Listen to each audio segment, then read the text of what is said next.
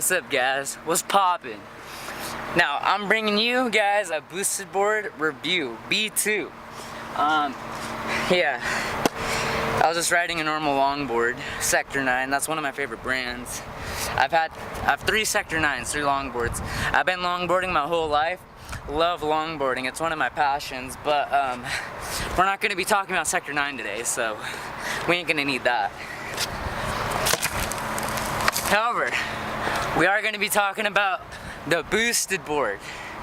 The boosted board V2. And this is right after our maintenance video.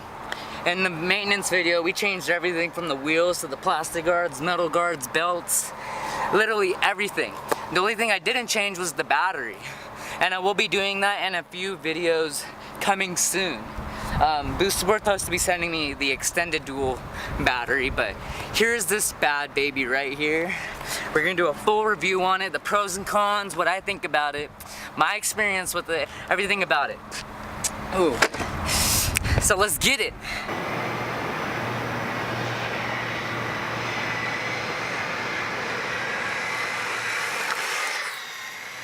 Okay, what's good, y'all? Alright, so we're gonna talk about how the boosted board works and just pretty much its functionality. Super simple. This is the board right here. Let's get more detail. Okay, now I'm just gonna break it down to y'all. Okay, so that's the battery pack. And then down here, you got the motors. We got 2 motors. This is the boosted board dual plus, so that's why I got 2 motors on here. Okay, so pretty much to turn on the board, there's the battery pack, and all you gotta do is just turn it on and just press it. And that, when you press it once and it tells you your battery light, there's 5 lights. Each light represents 20%, and when a light's blinking, that represents 10%. So I got 90% battery left. Okay, to turn on the board, all you gotta do is hold this button until it turns green. Okay, now the board's on, and the only thing left to turn on is the remote.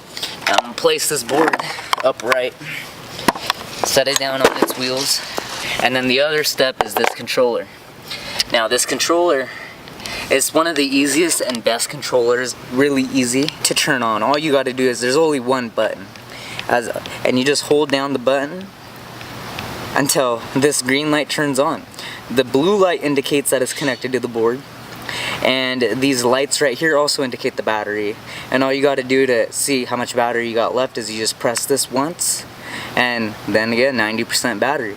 Okay, so now that we got the remote on, there's only a few more things to know about this. There's 4 gears to this actual remote and the board. First one is called the beginner mode, and the top speed is about 11 miles per hour, but that's including with no hills. The second gear is called the eco mode, which is a moderate acceleration with the top speed around 16 miles per hour.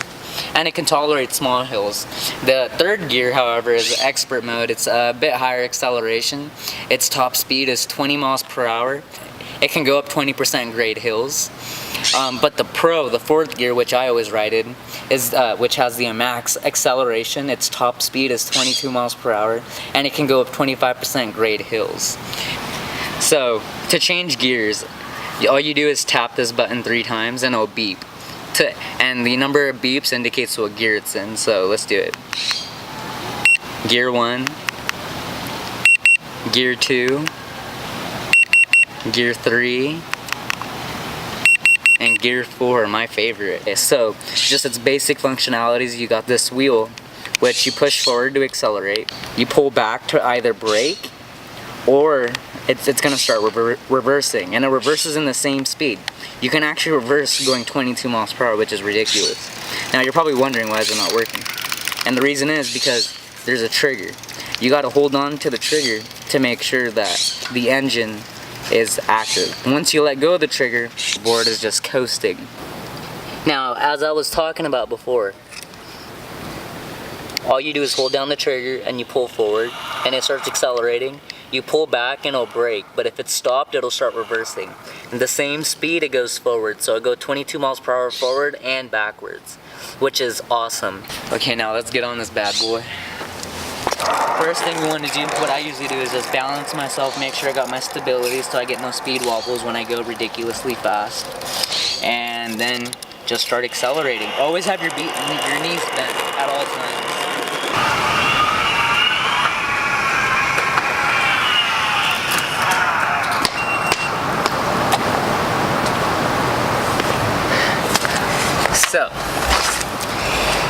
it's time to talk about the pros and cons of the boosted board. Now, the pros, I love it. The accessibility. It doesn't weigh too much. It's very portable.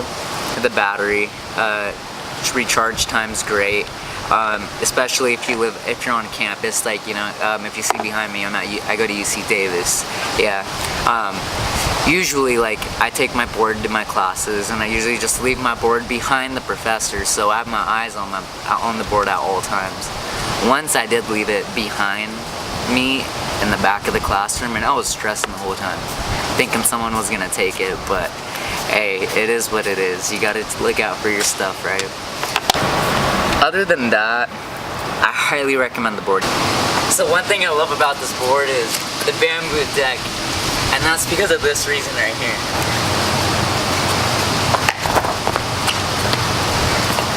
The bottom of the board actually hit the ground, and it didn't crack or break at all.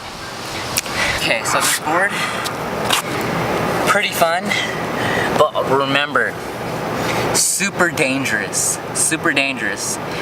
It's all fun and games until you get hurt, but then again, you only have one life, so have fun while you live in it, right? Let's do a montage right now in downtown Davis.